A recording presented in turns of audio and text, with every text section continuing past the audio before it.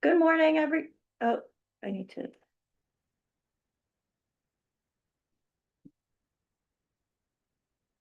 Good morning, everybody. If you just, hold on 1 minute, I'm letting everybody in. Someone has Read AI, I'm gonna kick Read AI out.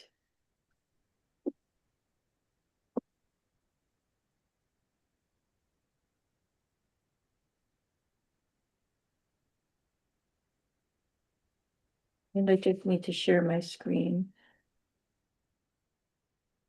Hey, Megan, it's Bill. Can you hear me? Yes, Bill, I can hear you. Okay, Thank you for great. Thanks. coming. Yep. Just testing. The last meeting I had, the audio was off, so thank you.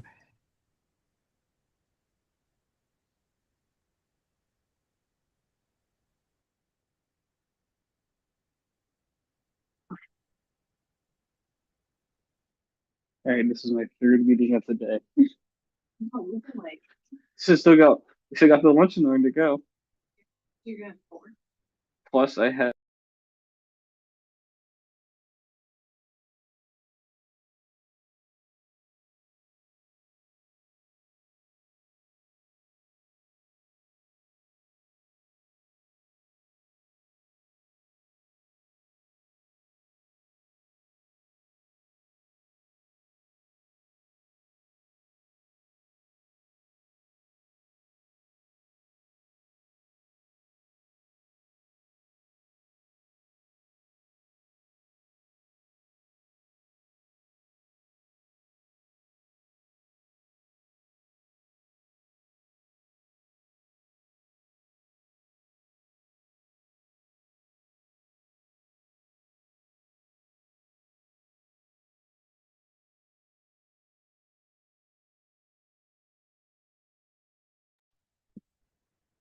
Okay, good morning, everybody, and thank you for coming to this morning's TTAC meeting. Why don't we just start with introductions? I'm Meghan Sloan with MetroCOG. Nick Dostal, also with MetroCOG. Devin Clark, MetroCOG. Okay, and I'll just name everybody as we go down. Bill Hurley, Hello, Bill Hurley, Fairfield Engineering Department. Meg Hafner, Good morning. Frank Pettis, Good morning, Frank Patisse, Director of Public Works, Fairfield. Kevin Ellis. Hi, good morning. Kevin Ellis, Transportation Engineer at MetroCOG. Okay, Jonathan Delgado, Jonathan Delgado, Bridgeport OPED, and Andrea Reyes, Bridgeport OPED too. welcome. Matthew Abbott. Hi, everybody. Matt Abbott, CTDOT. Okay, Stephanie Camp, Good morning, Stephanie Cam, Town Planner for the Town of Stratford. Tatiana, Good morning, Tatiana Solovey, Town of Trumbull. Emmeline.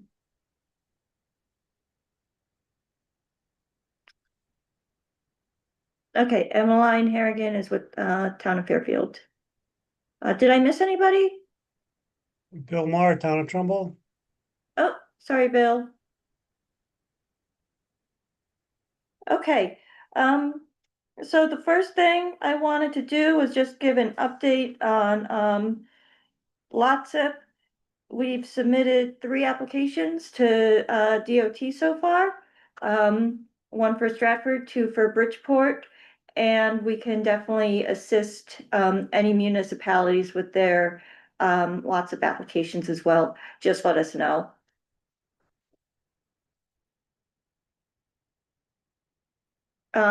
I think that's all I really have for my update. We did have our annual meeting with DOT recently, a few weeks ago. Okay, perfect. And Let me see. Let's see.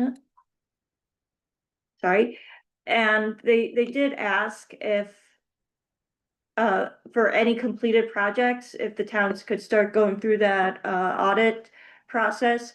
So we're gonna be sending out information about how to do that for any town that has has a completed project. There's some specific requirements. So expect an email from us, and we'll probably include your finance directors as well.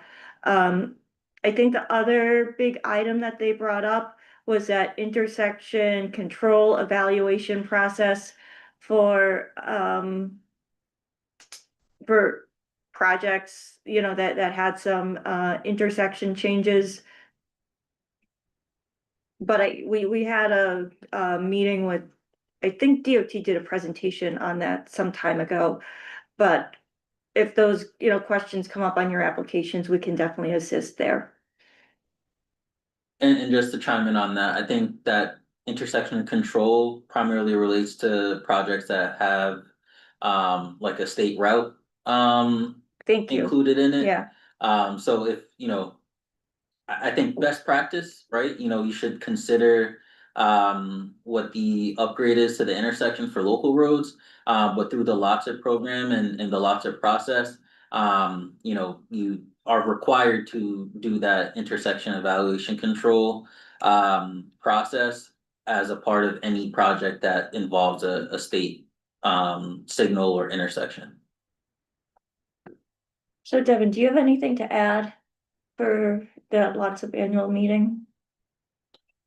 I think, so one thing that DOT reiterated to us that we're also reiterating to you all, getting information from the quarterly reports are very important. Thank you, Devin. Yeah, that was something that came up repeatedly. So, as best as you have it, whatever the update is to those like projects that when we send out the quarterly report emails, please get that to us. It's important not only for understanding the financials of the programs, but just general project status for where each project is something that came out of that meeting. The closeout materials and the audit that Megan just mentioned was another thing that came up. And I think just in preparation, I know we're still waiting for, maybe one or two more lots of applications. But one thing that, or another thing that came up is having those as complete and as thorough as possible helps the review process. We've received a couple comments on, projects that we've already submitted on behalf of our municipalities. And, we're speaking internally, trying to figure out the best course of action to address them. But just wanted to reiterate that, as you go through developing your LOTSIP applications, for the remaining projects that are to be submitted, please, if you can be as thorough and as detailed as possible with everything in the application, that just helps with the review phase, by DOT. Yeah, and I guess just a few things to kind of add to what Devin just said. So, our meeting was, I think, at the beginning of November. And our information to DOT was not up to date because I had not submitted that quarterly report yet. Because I was waiting, on a few municipalities. So, again, we had that comment that my quarterly report was late. And then once, we have a project in final design, it's very important to read those guidelines and have the consultant read those guidelines to ensure that a complete application package is being submitted, because if it's not complete, it's going to be returned to us and the project's going to be delayed. So, just keep that in the back of your mind that, everything needs to be included there, because it's gonna add more time to, your municipality's project. And any other questions and any concerns with projects, or, I know in the past, this group has helped some, with some like technical questions. So if anybody would like to, bring that up, please, now's the time.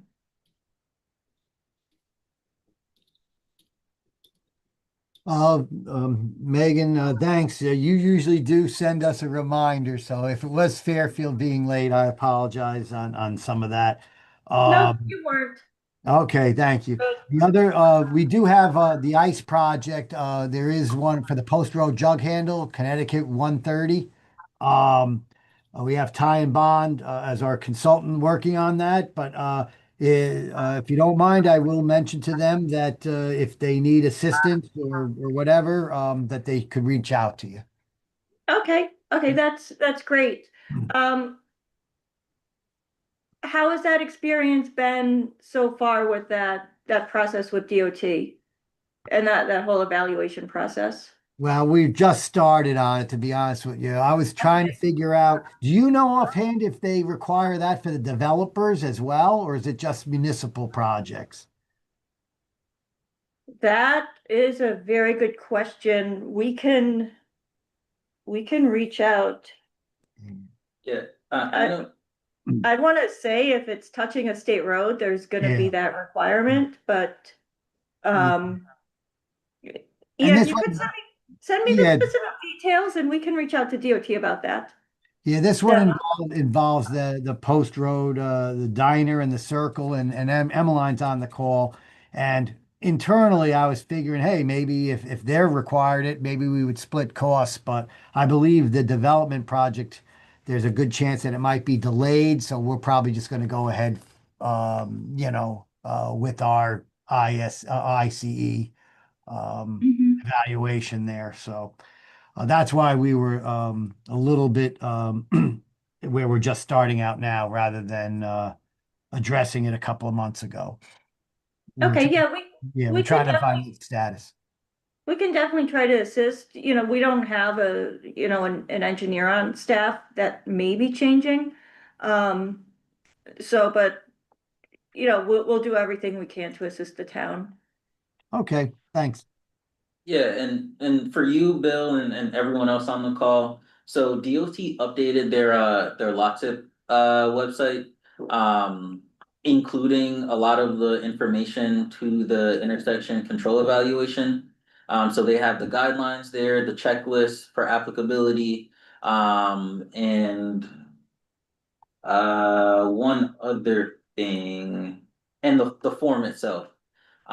So any specific questions, we can help you with that, but I think we'll try and find the answers by reviewing that information there on the website. And then anything that is beyond that, we can, find out via reaching out to DOT themselves. Great, thanks, Devin.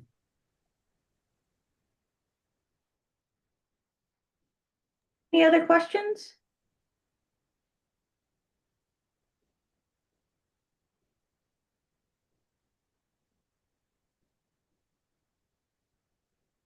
Okay.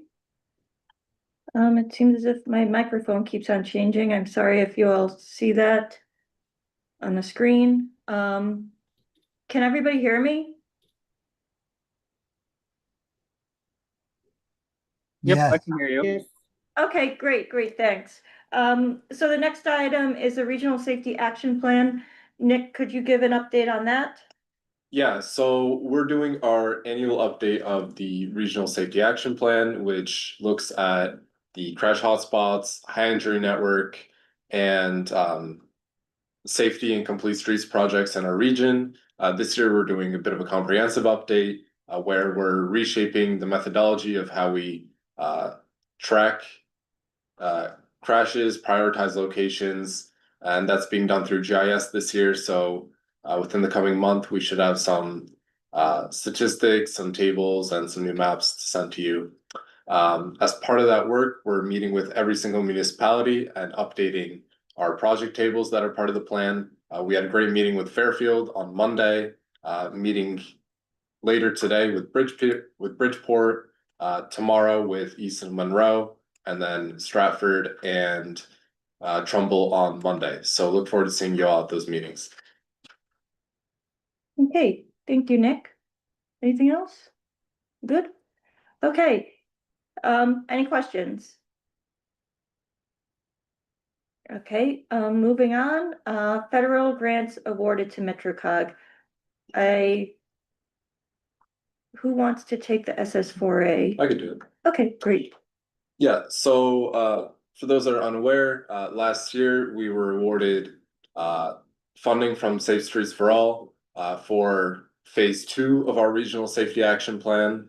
And this will be a countermeasure suitability analysis with demonstration activities. So we're going to be looking at the most dangerous state routes in the region and applying certain safety measures to them, creating concepts, getting them basically in a place where we're prepared to apply for funding to actually implement safety projects at these high crash corridors.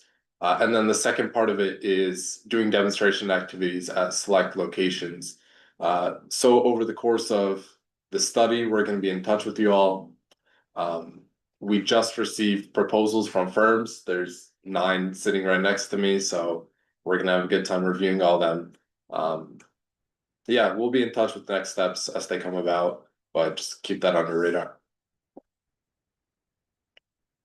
Devin, can you give an update on neighborhood? Okay, great.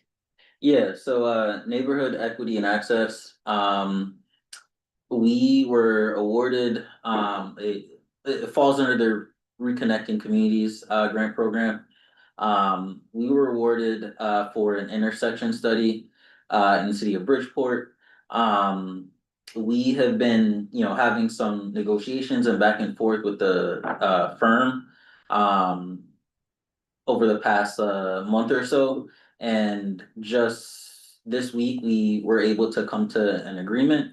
So we're working through the process of signing that contract with them, and then hopefully starting that work in the next couple weeks here.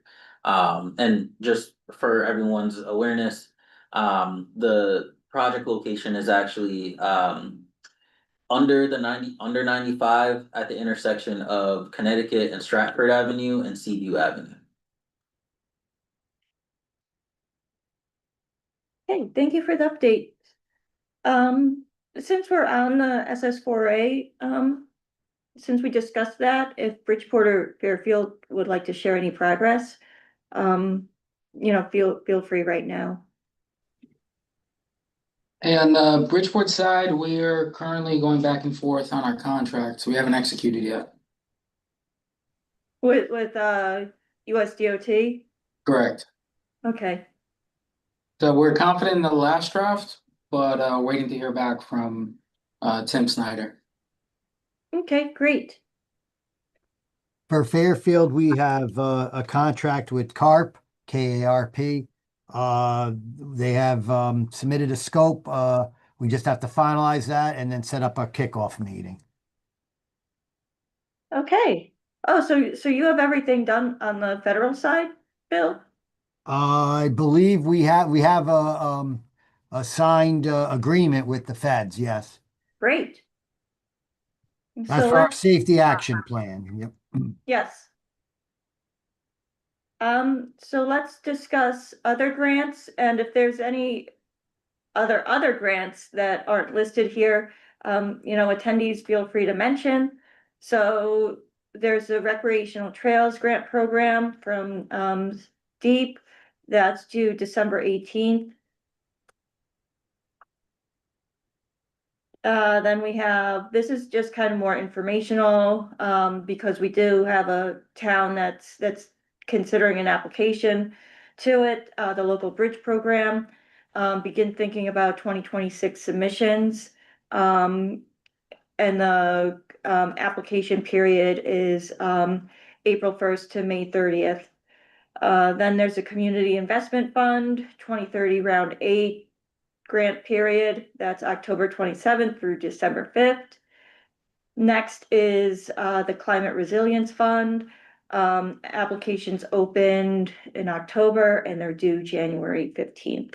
And, given sufficient notice, MetroCOG staff can assist with applications. At the very least, we can provide a letter of support for any of these. Are there any other grants that people would like to mention?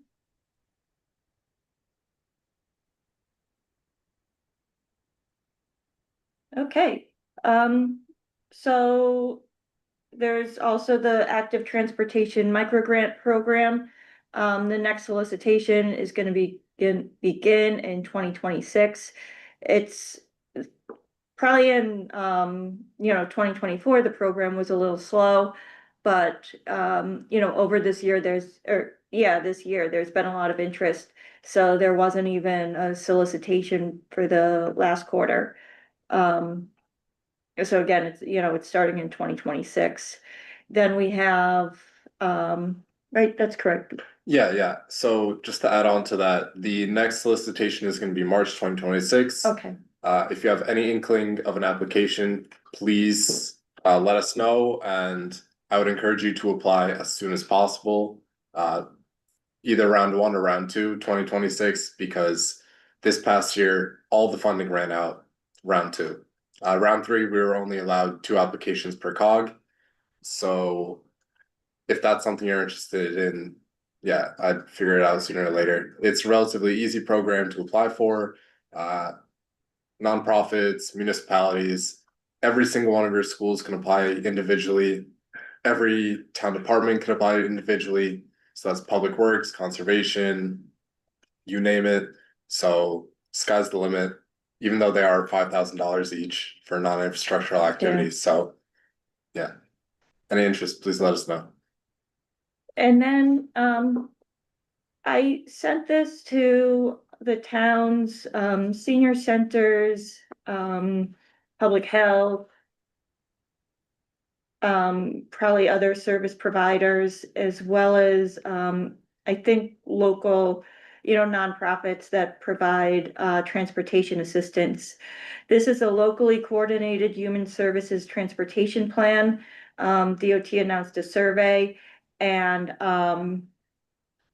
it's due November 30th, but it's important, for any organizations or any town departments that provide, rides to seniors or persons with a disability, that they provide input into this plan, because it, identifies gaps in the system, and maybe it can lead to improvements, for people who have trouble getting where they need to go. And if you'd like, I can send that survey out again. And then, Can- No, sorry. Yeah. I wanted to quickly backtrack, on a couple other things, a couple things under the other grants. So the first being, Deep's recreational trails grant. That's a good grant opportunity that, we've heard repeatedly, from folks who've been successfully awarded, that that's a great program to fund, many stages of trail projects, whether you're looking for planning, design or construction. We often find that design funding is something that's been limited. And this program is one of the few that offers the ability for an applicant to apply for design for, recreational trails. And another thing on top of that is, there's strong interest in funding more urban trails, through the more urban or suburban municipalities. There's been a lack of those types of trails being funded by the program and throughout the state. So I think I don't want to say priority will be given to applications that are in more urban environments, but I think there will be, those will get a little bit more, maybe preference is the right word to put there. So just wanted to let you all be aware of that. It's an opportunity that we think, we may be trying to take advantage of here. We've been having some conversations in-house on, the possibilities of applying to that program, in similar ways that other COGs have. So, we'll be hopefully going down that path as well. And then the other thing that I wanted to touch on, and I'm sorry to bring this up after the fact, but to the Climate Resiliency Fund, I know there's a couple municipalities that we've had some conversation with, Stratford, Fairfield. The program has a different, has been updated since MetroCOG applied a few years ago. And one of the updates being they are now offering different tracks, or categories, I guess you would be the right word for that. One of them being deployment. So if you're looking to apply to a federal grant program like BRIC, for example, the deployment track will better set you up for that. However, a letter of intent for that track would have already been needed to be submitted on Halloween of this past month of October 31st. So if you're looking to go down that road, unfortunately, you know, kind of missed the mark. But I think any of the other two tracks are still open and available to you. So just wanted to clarify some things that, you know, unfortunately our TTAC date is beyond some of the deadlines for some of these grants. But specific to the climate resiliency fund, I wanted to at least make mention of that. Sorry, Megan. Oh, no problem. Thank you, Devin. Any questions, for, you know, the update Devin provided? Okay. Next item is the DOT's active transportation plan. I just provided the link. We did attend, or a few of the MetroCOG staff attended the COG meeting for that update. I think it was last week. It was a good meeting. Does anyone want to? Yeah, I can Yeah. talk about it. Yeah, if you could. So they're moving into the recommendations portion of the statewide active transportation plan. No word yet on what that's gonna look like, but hoping to hear soon. We just had, like Megan mentioned, the statewide active transportation committee meeting. The next one of those is gonna be in April. The next of their series of open houses is gonna be in March. This past round, their reasoning for not having anything in our region was that they were looking to engage people in places where they hadn't done engagement before. And there was a meeting in Bridgeport as part of phase one. So we're going to be reaching out to them, hoping to get an open house in our region as part of this final phase of the project. So if we have more updates, we'll be sure to let you know. Okay, thank you, Nick. And in May, either April or May of last year, or I'm sorry, it's actually this year, we were the first COG that had the regional tour. We were able to hit each town, and the consultants and the DOT staff that attended the meeting, they were very happy with the progress and just the level of organization we provided. So thank you all, everybody on this call who helped us organize that. Next update is the regional plan of conservation and development. So a few items here. We're probably going to be winding down our survey over the next month. We have a photo contest. The deadline is November 17th. We've had some really nice entries from almost all of our towns. We have the Planning Advisory Committee, which is kind of the committee that is going to be overseeing all of the topics. We have that meeting scheduled, I think, November 19th. Thank you for everybody on this call who volunteered to be on it. We really want that to have representatives from each town, as well as kind of like each topic area in the plan. And then I think in December, we're going to be having our focus groups meeting again. I forget all the dates, so lots of progress there. And we also released the existing conditions report to all of the focus groups for their review. And I think that's due like I think it's due sometime next week. But thank you, everybody, for all the input you've provided and all the work that you've, done on the plan. And we hope to have more documents out, for, committee member reviews as well. Any questions regarding that?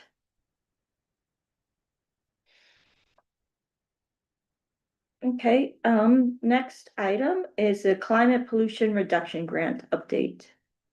All right, so we're wrapping up our work on the comprehensive climate action plan. The final plan, we submitted a draft to EPA on August 1st. We addressed their comments, updated the plan, and now we're going to be presenting it to you all and to the public on Tuesday, November 18th at 1 p.m. At a webinar.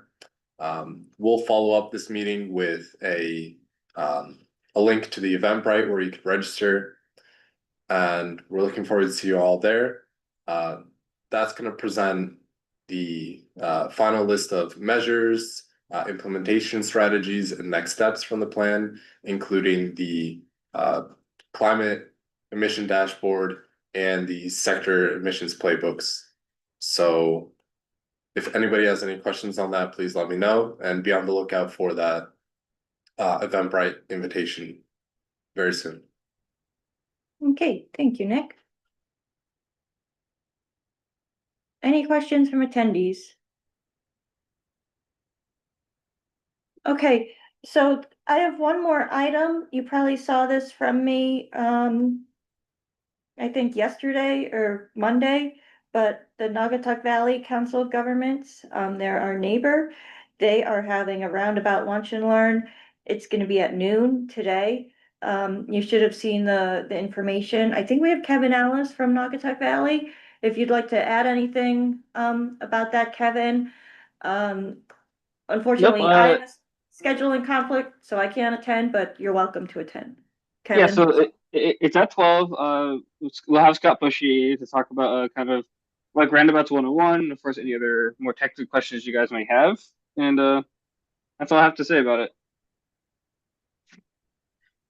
Okay, thanks, Kevin.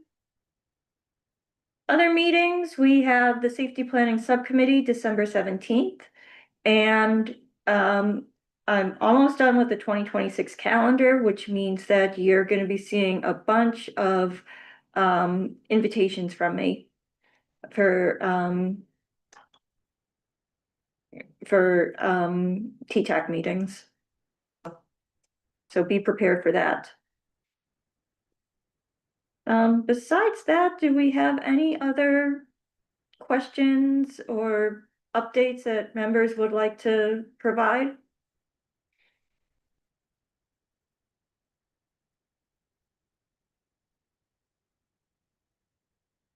Okay, wow, that's great.